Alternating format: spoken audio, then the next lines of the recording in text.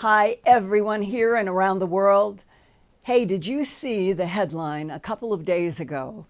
Quote, using the James Webb Space Telescope, scientists finally find signs of life on a planet twice the size of Earth, orbiting a sun about half the size of our sun. The planet is called K2-18b, and it's 124 light years away from Earth.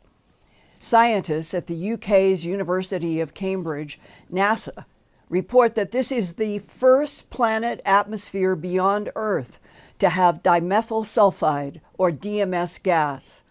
On Earth, DMS is only produced by phytoplankton in watery marine environments. The UK scientists say there is more DMS on planet K2-18b than on our Earth. What's not yet proved is whether DMS on other planets in other solar systems will always be a marker that can, quote, only be produced by biological life, close quote. Back in our own solar system, scientists find new evidence of a mysterious planet 9 out between the Kuiper Belt beyond Pluto and the Oort cloud that surrounds our solar system. 7 years ago, in 2017, there were headlines that a 9th planet beyond Pluto was announced by astronomer Mike Brown, PhD, at Caltech, the California Institute of Technology. Astronomer Brown reported a mass between the Kuiper Belt and the Oort cloud that, quote, it has to be huge. It has to be something like 10 times the mass of the Earth. This is an object that is 5,000 times the mass of Pluto out there in the outer solar system, close quote. I interviewed Dr. Brown when he was using the Keck Observatory headquarters in Mauna Kea on the Big Island of Hawaii to look for infrared frequencies from the huge invisible mass, and he wasn't even finding those. And yet, Dr. Brown, working with a small international team of planetary scientists, had documented orbital irregularities in comets and other long-period objects that cross the orbit of Neptune. Quote, by using a computer simulation and taking into account various possible scenarios, the astronomers were able to determine that a large planet in the outer solar system was the most likely cause of the orbital irregularities. The study does seem to bring the possibility of Planet 9 back, close quote. And some people wonder, actually, if it could be the ancient Niburu planet described by the Anunnaki. 4 years ago, an aerospace source told me that he has worked side by side with a tall white extraterrestrial who could manipulate timelines to solve engineering problems.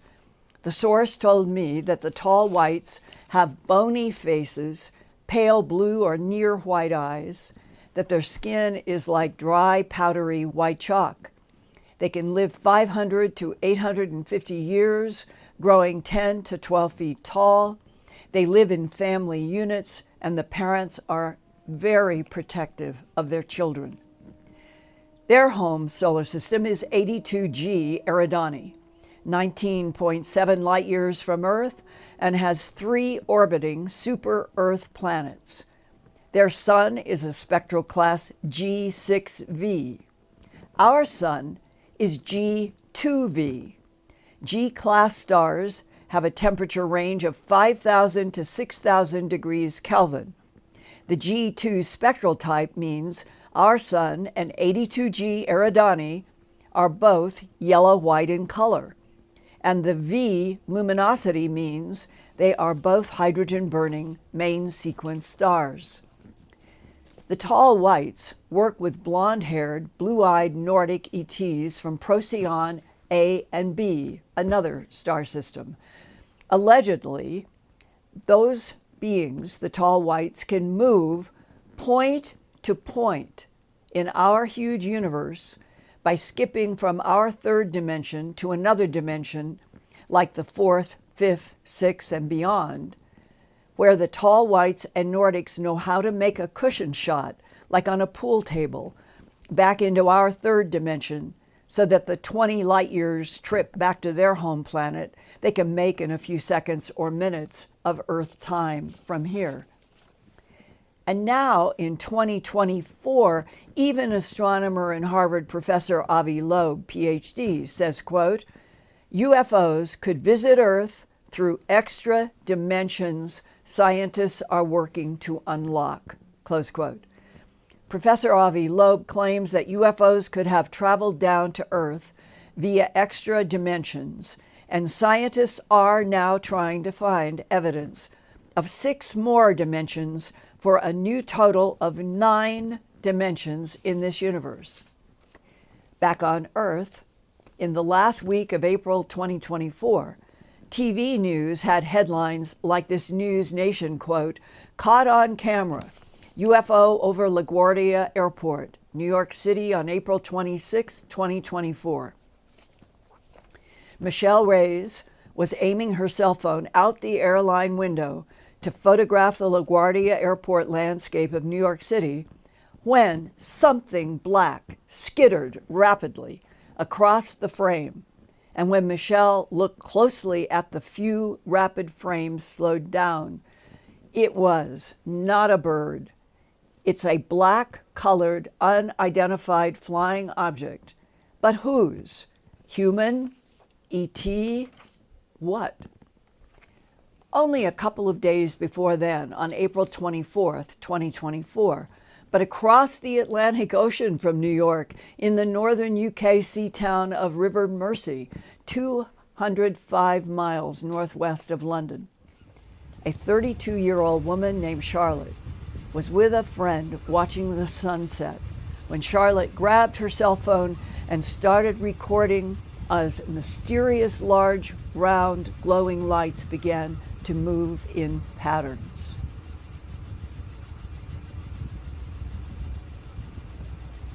Oh my God.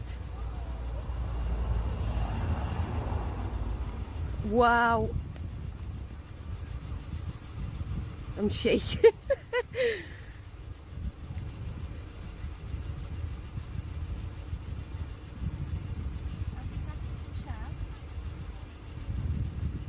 Are you seeing that? Are you seeing that? I don't know.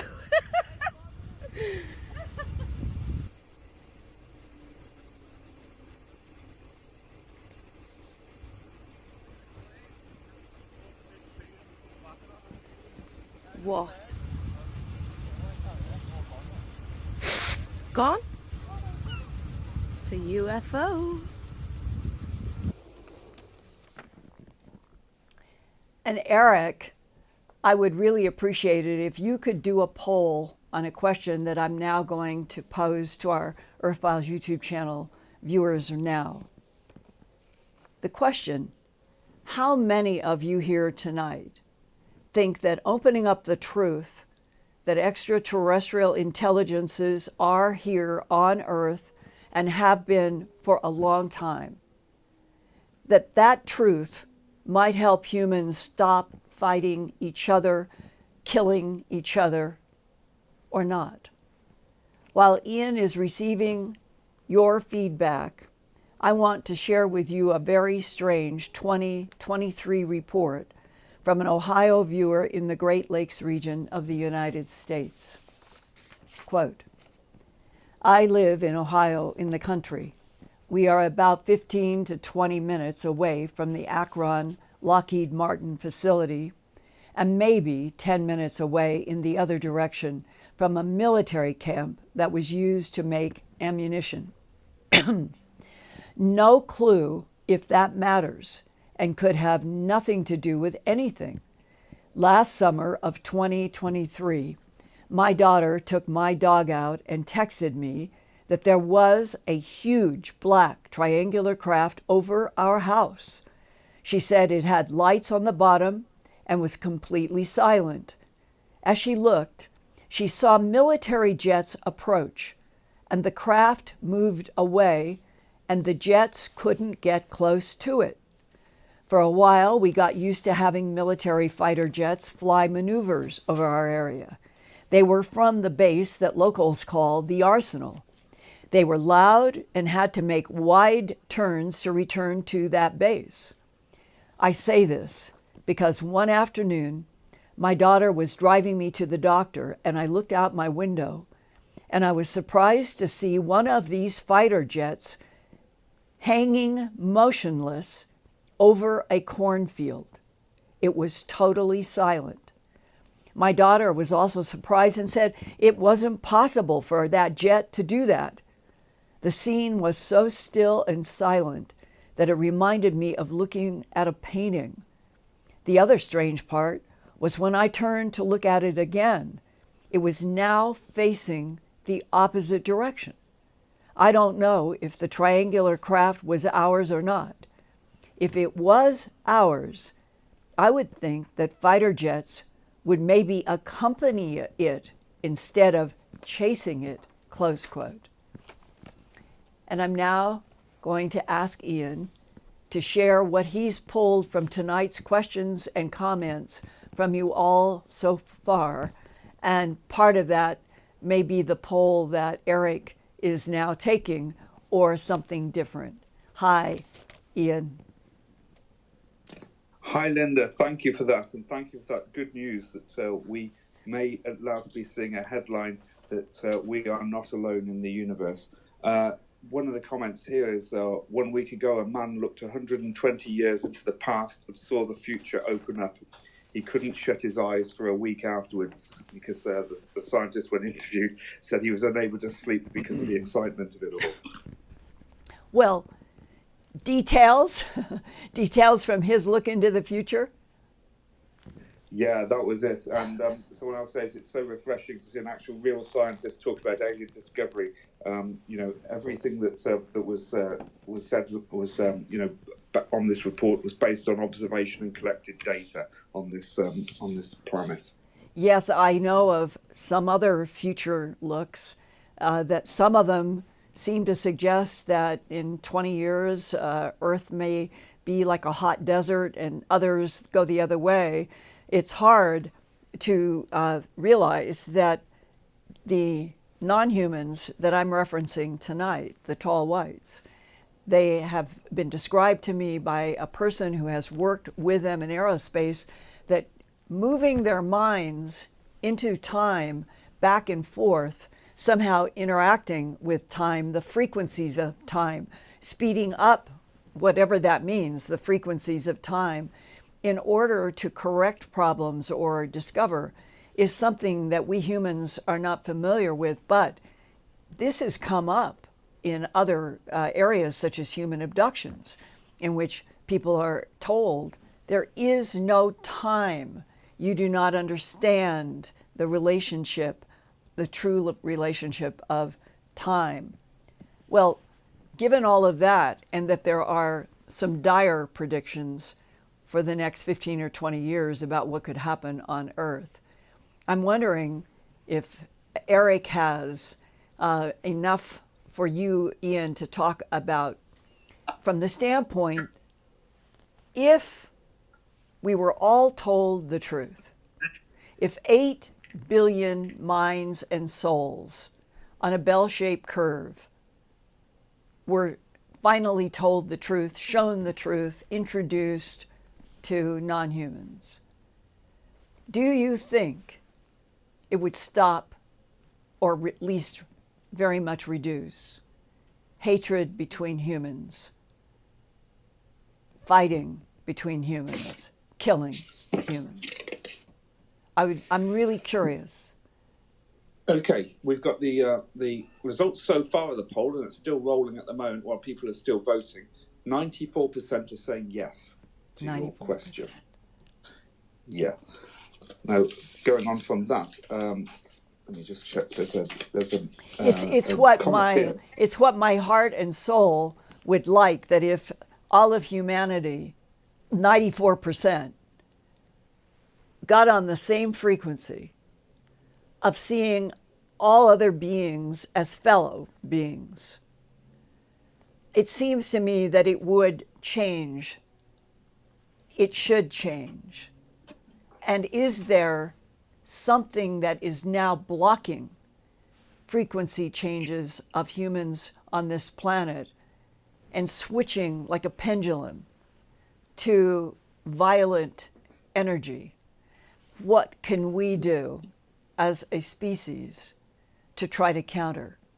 That's part of this. And knowing that other people who have interacted with non-humans, such as tall whites and Nordics, that they get the impression that if you concentrate, if enough minds and souls concentrate against evil, that you can bring good. And unfortunately, the opposite is also true. But how do the dynamics work? We are a young species in relationship to these older species. And I don't think that humans have either been shown enough or told enough. There's something that we have got to learn in order to live on and protect this planet from turning into a desert. So, Ian, Well, any comments that are coming in, you just spontaneously can quote them to me, but otherwise, go ahead with other questions. Sure. Well, the poll is now saying yes is 95%, but Tracy Murray raises a valid question and says, why would it stop us fighting when apparently the ETs are doing the very same thing? The fighting between ETs is absolutely part of the story, and you're pointing out it's a paradox. I've always thought it was both a paradox and ironic. And yet, at the same time, the very fact that there are, as far as I know, that there are intelligences of different types who have been here for a very long time and have tried to help humans is enough reason, I think, to have these kinds of discussions. That even if there is the paradox that throughout the universe there may be civil wars, there may be other kinds of wars that on my star map that I use, and when it's up and you look at it, you will see that there are notations about how some solar systems within our interstellar neighborhood had wars where the reptilians were fighting Nordics. And in one case, at the star system Rigel, allegedly, the reptilians won that war, and the blonde Nordics had to move from Rigel to another system. These are, at this point in the world that we're in, we can't prove them because anybody who has all of the evidence, it's underground in counter intel and intel bases and structures, and I don't know when we will ever be told all of the truth. But the next evolutionary step for humans, doesn't it have to be having disagreements without war? Because we are now on the brink of people talking everywhere about, is this when somebody's going to be nuked? As if it were even a viable option. And Annie Jacobson's book that came out 3 or 4 weeks ago, and we talked about it in that Earthfiles YouTube channel when it was being first released, of how many millions of people are expected to die in the first segment of time if there actually was some kind of major ICBM release. So in a strange way, even though there's a paradox that there are all kinds of statements by people in the abduction syndrome, by people in military, by people in intel, that ETs have warred with each other here. That may be related to the Anunnaki blowing up bombs that left green, clear trinitite on the sands in India and other places in the Middle East. And if war than is part of the system of this yin and yang universe, I'm not surprised by it. But wouldn't all beings, in order to survive themselves, wouldn't they have to learn how to push back against evil? And it seems to me that on this planet, this is one of the struggles, the power of something that can take and influence, and we have to learn how to reject it. Go ahead, Ian. We've had to rejig the poll, I'm afraid. It wasn't specific enough. And the new poll, I'm afraid, now asks the question, if ET's presence on Earth was revealed, would that stop all war on our planet? And we've currently only got 36 for yes, and 64% say no, that people do not believe that ET's presence on Earth being revealed would stop all war on our planet. Okay, what happened? Eric was doing a poll, and what happened about the estimate? Our original poll wasn't specific enough. Our original poll was focused on should the truth about ETs on Earth be revealed, of which an overwhelming percentage of people said yes, being 95%. No, the question was if the truth were entirely revealed, would it stop humans fighting each other and killing each other? That was my question. That's right, and that's what we've got up there now. And I'm just updating you that on this poll, as it's currently running, 35% are saying yes and 65% are saying no. Well, I actually can understand whatever is the new recalculation, people thinking, because that reflects, unfortunately, the evolution in history of our planet. The humans have never stopped fighting each other. But at the same time, there have been introductions to non-humans. But in the past, wasn't it done as beings that represented not another civilization as much as something in a historical religious category? And maybe there is a difference if we can keep going and be told the truth that there's a panoply of civilizations and some fight and some don't, and that what the tall whites and the Nordics would like to see happen, because they've been through it, is to see us evolve, looking at ourselves as fellow beings and not going to war. But that's it. It keeps having the sense that it always fails. And that's the part that becomes depressing. Okay, I want to just move on to some comments that you've made about the time, etc., because it's very important as well to note that if we're looking at K2-18b and we're seeing it 120 years ago, presumably we can imagine that alien scientists on K2-18b looking at Earth would see Earth 120 years ago, as someone commented, in the time of horses and buggies for transport. That's why the time is probably so important, that they can manipulate time and see us in real time. Vancouver UFO Right. says, Linda and Ian, I was taken to the past by tall white beings. They know how to manipulate time. Yes, sir. Yes. Yes, they do. And they're described by every person who has worked science, intel, aerospace, as that the tall whites have a way of manipulating time with their minds, having to do with speeding or slowing down frequencies not comprehensible to us. But that's like one of the areas that they use in order to create, inspire, that there is something very important about their interaction with time, which would be wonderful to understand, and leading to when does Homo sapien finally get onto a landscape where we're not trying to kill each other all the time, because the tall whites reject that. The tall whites want to see us learn how to live with each other in peace, even if we disagree.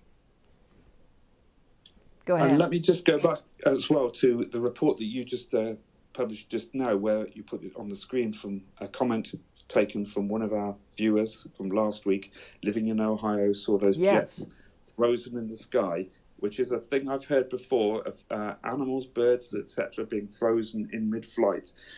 There's a detail in there which also relates to time. The commenter says, the other strange thing was when I turned around to look at it again, it was now facing the opposite direction. Right. Now, that would suggest in that detail that this was not a casual observation of UFO. This may have involved missing time. This is where there's a break in continuity, and the UFO is in a slightly different position, and something else may have happened. I spoke with 2 UFO witnesses on Saturday, and each one, although they originally thought that their experiences were as casual observers, had other details which would indicate that perhaps their encounters involved a lot more and perhaps missing time. Right, and there is this ability of the advanced intelligences to manipulate time in such a minute way that it has been part of the abduction literature for a long time, where people would say things like this under hypnosis. I was picking up a book, or I was turning a page, and I am in a completely different other place.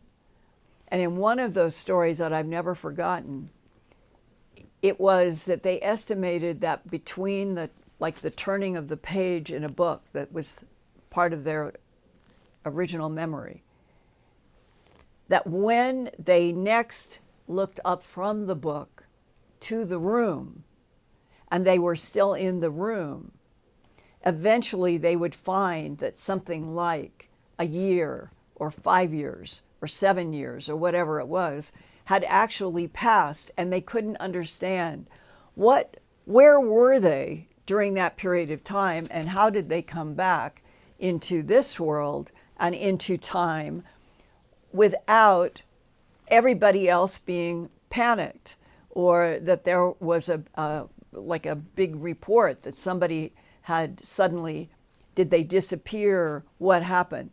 And you don't find those details either. It's that the abduction person, the abductee, is remembering the last thing that they were doing. And then when they are back in life here, it's as if they continue in that timeline, is perhaps the way to say it.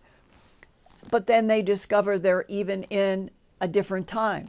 It's very difficult to comprehend. It's very difficult to understand. For the most part, most people know that something happened, that they remember a last memory, but they can't explain the manipulation of time. Okay. Linda, there's a question. The further we go out from the Earth, does the higher intelligence continue to grow beyond our space and time? And that comes from May 777 Abel.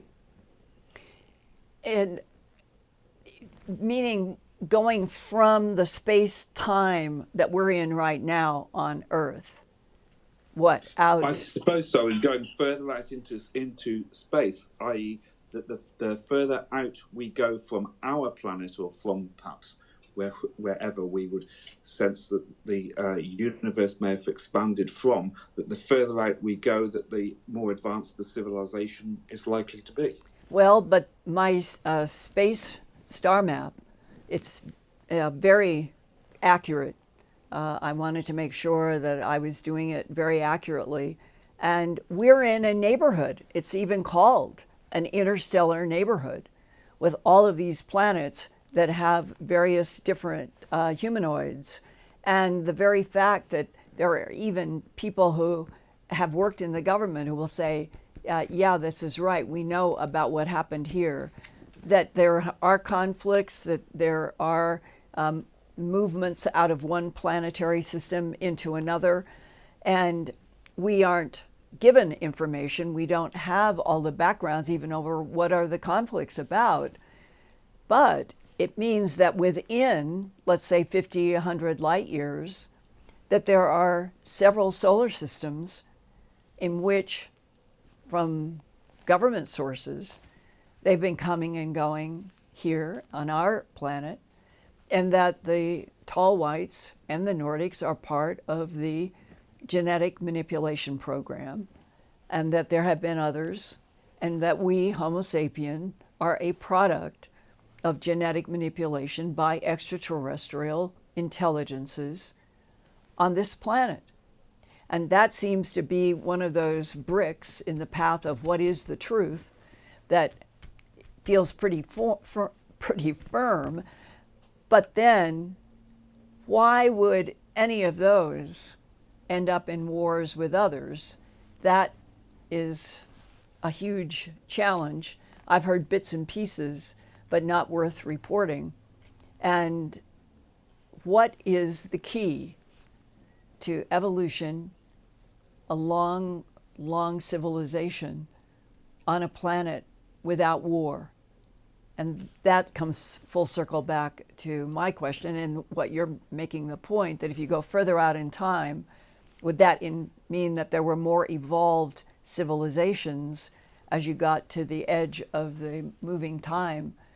And it sounds logical, but if there's anybody in our viewing audience or in the government or a scientist who has any real data, please send it my way. Earthfiles at earthfiles.com and ProtonMail and hard mail. I would love to hear from people who had any insights about this, because there's no question we're heading into the next decades have to be that we're going to be spreading in a space force already, as we are with ETs, going out into our interstellar neighborhood, knowing that there are millions of other solar systems in a huge universe among apparently maybe an infinite number of universes. It's mind-boggling and exciting at the same time. Ian, go ahead. I'm going to acknowledge our super chats this evening, so thank you very much to our generous audience again. We've got Terry, Mark Petrie, Kat Chaser, Jodie B, Cindy Vole, Whisper of Love. I'll come back and do a few more a bit later on. We've also got Tara Toratina here, Muriel from Argentina, and Muriel says, I have a question for Linda. Do you think we're going to have a government disclosure by 2025 or on 2025? And if so, would it be full disclosure or another half-truth disclosure? I wish that I had solid information about any true disclosure timeline. I think that those numbers that have been repeated, they may have been presented to people in military and intel for special projects that they were working on for the government related to ETs. I've talked with a variety of people who definitely have had assignments and have told me things. They will not go into some areas because they signed NDAs and they don't want to be put in jail or prison, which shouldn't be in the first place. But we have to break through this strange classified reality that we're in, that the governments and trillionaires and the people running the planet and indirectly running aspects of the solar system, that they don't want the general public at this point, I guess, to still have the truth. But without that, everything, it seems to me, we keep spinning wheels, and that there are all of these false, phony things that keep being put out, like, oh no, they're going to tell us in X, Y, and Z of different times. It's kind of a way of playing like a game. Throw some meat, to the warriors and let them fight about it. Meanwhile, what is really going to happen in the timeline, I don't have a clue.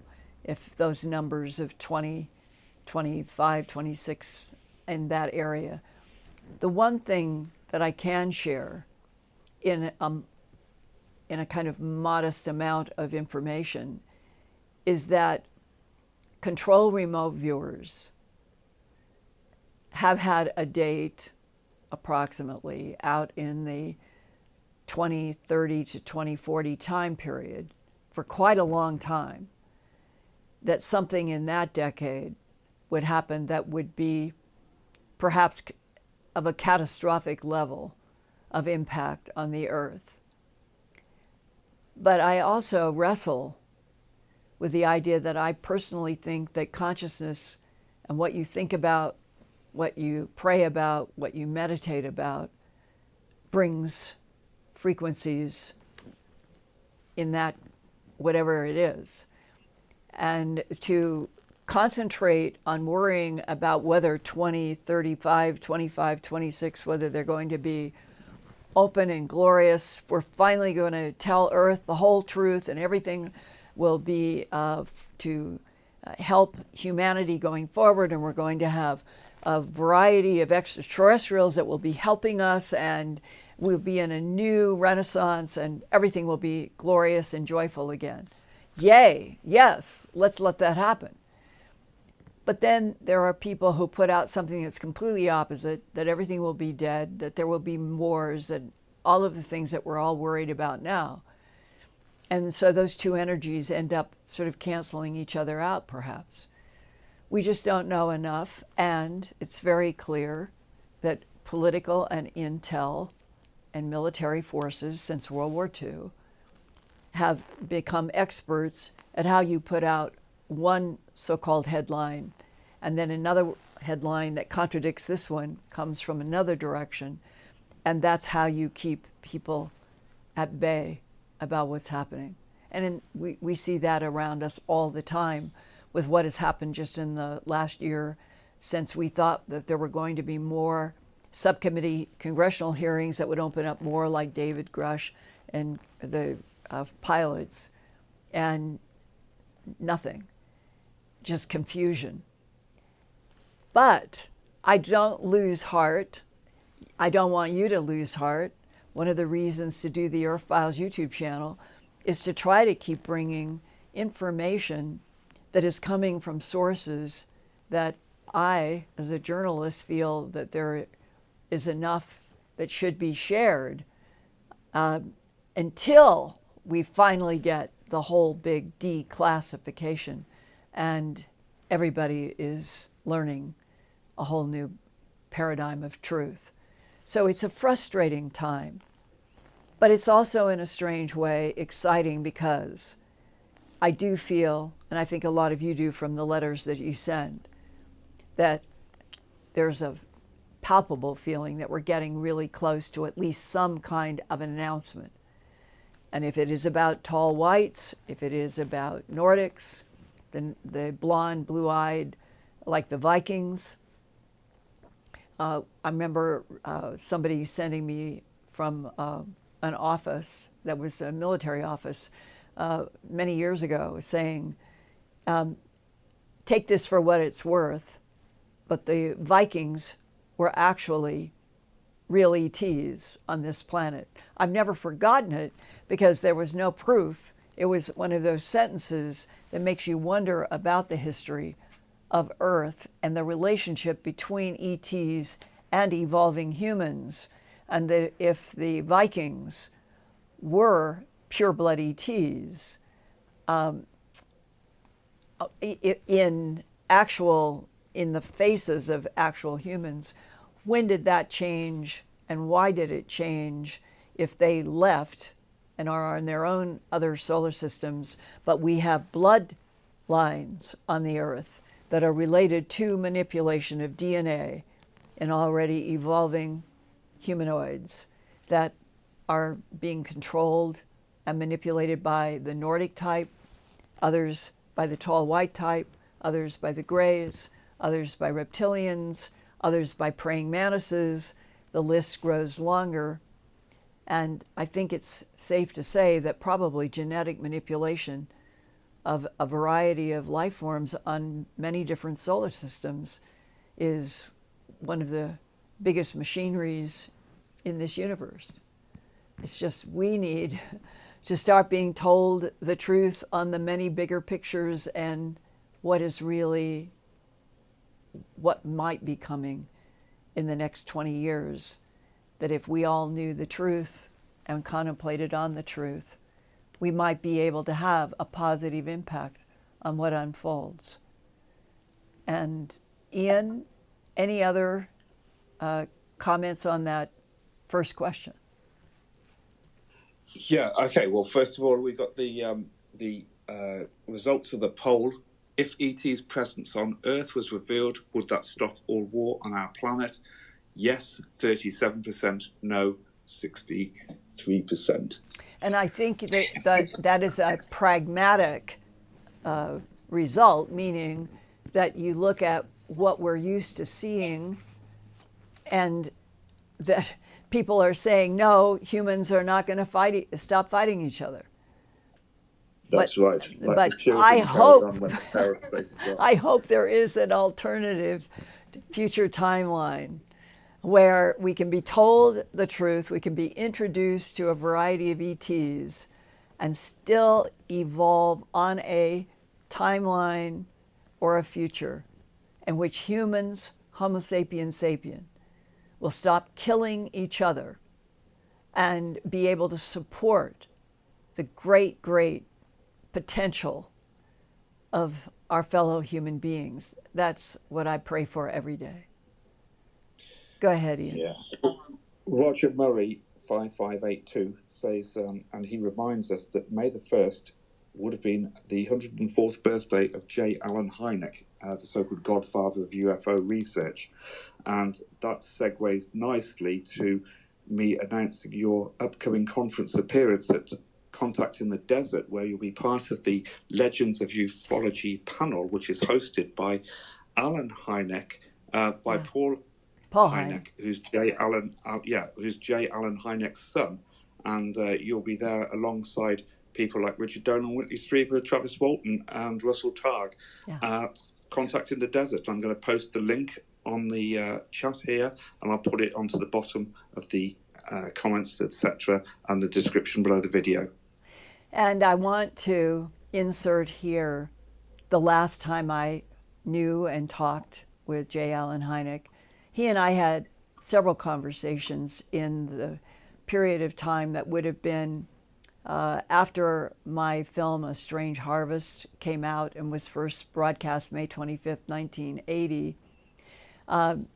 He and I met at a conference and ended up talking, as I recall, for 4 or 5 hours.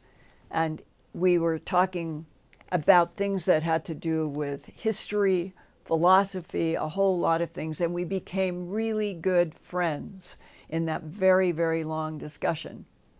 And I saw him frequently at different, whether it was a conference or Dr. Leo Sprinkle was a good friend of Alan's, and every once in a while we would cross paths to compare various notes. And the last time that I saw him, I got a phone call.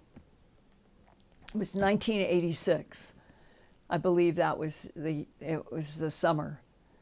And I was going to be doing a documentary film in Ethiopia on child survival improvements there, where for the very first time in the history of Ethiopia, the government and the citizens were getting the trash out of the cities where the schools were and where people lived to a big landfill. And I was hired by UNICEF to do this documentary.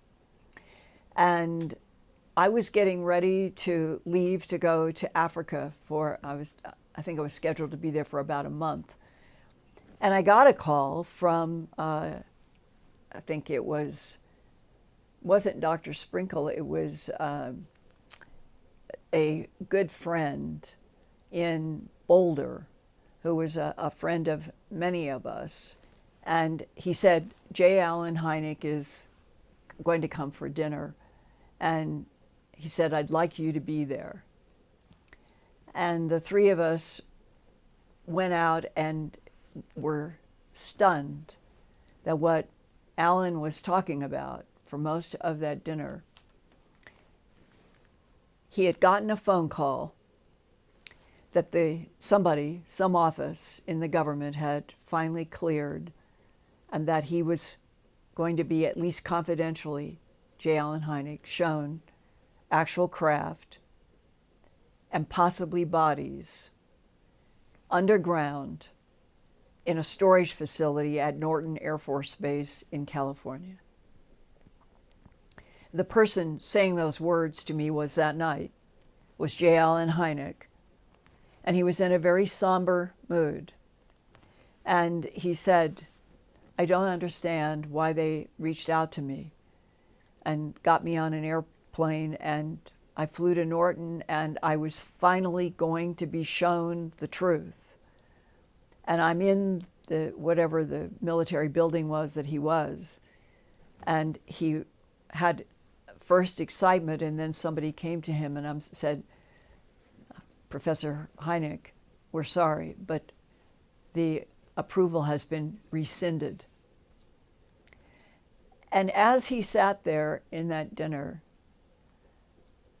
he got into remembering and sharing things that he had seen and experienced in the research he had done starting as an astronomer in a climate where it was difficult for the astronomer to be talking about UFOs and ETs, but that he had become convinced that that was a true part of all of the phenomena, and he wanted to know. He wanted to see the real craft and the real bodies and move on to having the world tell everything.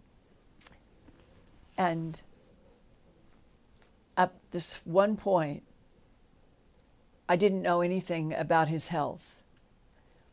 And he looked at me and he put his hands on my right arm that was like this, and he's sitting there, and our friend is here. And he grabbed a hold of my arm and he said, Linda, do you think I will ever be vindicated? Hanging on to my arm. And I'm looking, I can see his eyes right now, and they were moist. He was profoundly sad. And the part I didn't know, I left the next morning for Africa. And it was not until I got back and I was editing and working on the child survival film that I learned that he had cancer and that he would die so soon after that. And his hanging on, do you think I will be vindicated? Alan, wherever you are, in this universe or another, we wish you, give you frequencies. You were vindicated. You were an astronomer who really did try to open up the truth. So no matter how many blocks and how many of your own efforts that you had to keep information from the public while you wanted to give it to the public, it's just like it is now. So wherever you are, dear Dr. Allen Hynek, thank you. And thank you for that, Linda. And it's amazing that Paul is continuing work in the UFO field. I think he has another brother as well who works in effects on movies as well, if I'm not mistaken. But well, Paul and look at what Dr. Hynek, his going through and doing the very different categories having to do with how to investigate. He was an astronomer who became convinced that the abductees and people like Betty and Barney Hill and others, that they weren't lying, that this was the truth, and it was this gigantic secret that the government was keeping from everyone, and it frustrated him as much as it does us.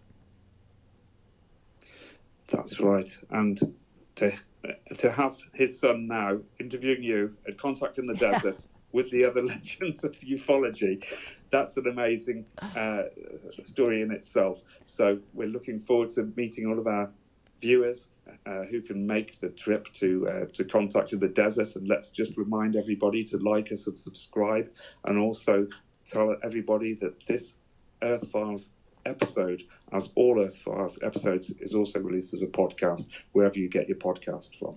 And I would like, as we're getting close to the end here, I would like to bring up another part of seemingly the schizophrenic aspect of this whole huge story. I came into it through bloodless, trackless animal mutilations. And remember back in the 79, 80, 81, in that period where I'm learning, I'm myself, I'm trying as hard and fast as I can to learn what is going on with the animals. And then that went to extraterrestrial biological entities quite quickly, from law enforcement, sheriffs, and others. And so then it means that my introduction to the facts of the presence of extraterrestrial intelligences on the planet comes through something that's very difficult and distasteful to report to the public. And right there you have a kind of self-censoring box that suddenly comes around. And then for the people who were working in human abductions, it's the same thing. A subject that's very difficult to talk about publicly, but you can't understand anything unless you really do talk about the details. And remembering the senior editor in a large book publisher company, looking at a manuscript that I had sent them for what became the book An Alien Harvest, and talking to the senior editor on the phone and being told, quote, "Under no circumstances would we ever publish these disgusting animal photos." And you say, but this is the evidence. There's no blood, there's no tracks. You open them up, missing organs, missing heart, and no excisions on the body.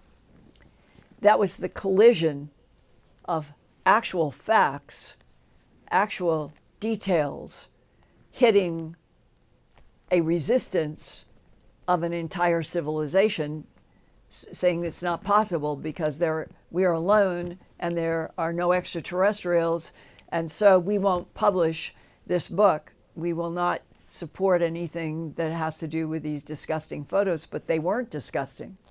It's the opposite. They're pristine.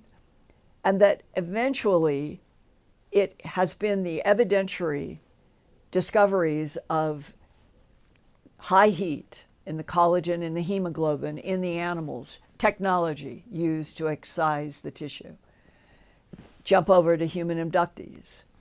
The fact that there have been scoop marks, that there have been things happened with sperm and eggs in humans that relate again to evidentiary patterns in which there is something that is harvesting fluids, genetic material.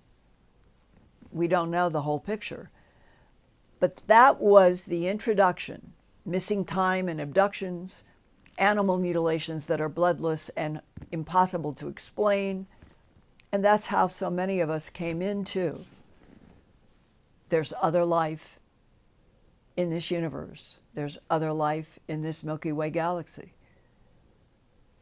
And some of this life mixed and matched genes on planet Earth for a very long time toward some goal that is still not clear to the vast majority of the 8 billion that now live on planet Earth.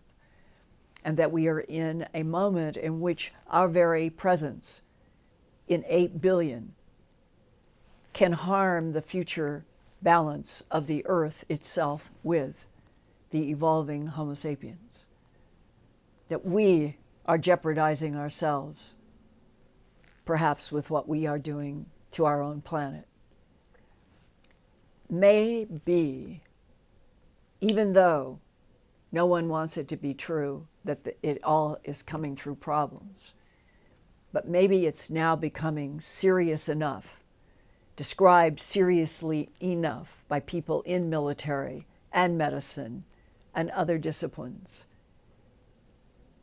that we're finally going to move from don't talk about it, non-disclosure agreements, nobody is to know anything, to finally open up, meaning officially open up, between now and what year?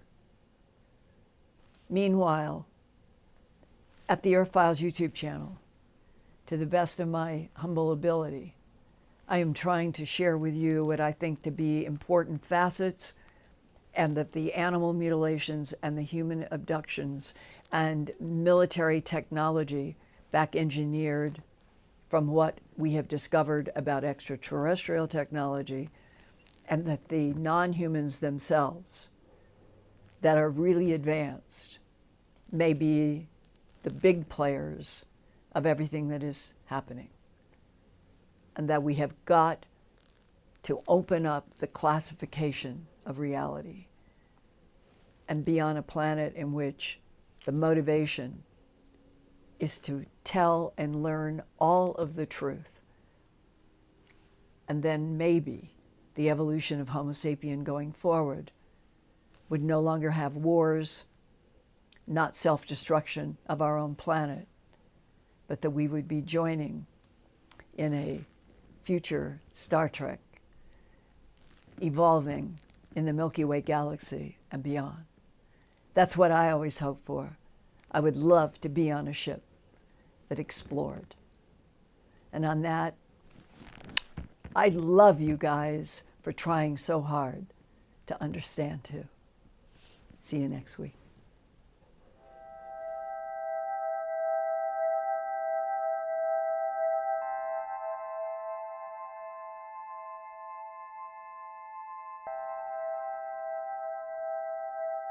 Turn on closed captions for YouTube videos by clicking the white CC button on the lower right. The default language for Linda's videos is English. If you would like to see the captions in another language, click on the white settings button next to the CC button. Select Subtitles CC and then select Auto Translate. Select a language, and the captions will now appear in that language. Sort of gone through, and they will hold their heads. I never had a cat do that before. And they'll pull against the comb, helping me get out snarls. And I think it's the best they've ever been.